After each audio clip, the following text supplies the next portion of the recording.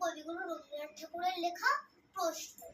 মা গো, আমায় ছুটি দিতে বল, সকাল থেকে পড়েছি যে মেলা। এখন আমি তোমার ঘরে বসে করব শুধু পড়া পড়া খেলা। তুমি বলছো দুপুর এখন সবে, না হয় যেন সত্যি হলো তাই। একদিনও কি দুপুর বেলা হলে বিকেল হলো মনে করতে নেই? আমি তো বেশ ভাবতে পারি মনে, সূর্যি ডুবে গেছে মাঠের শেষে।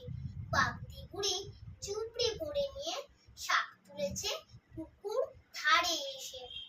আধার হলো মাদার গাছের তলা, কালি হয়ে এলো দিঘির জল।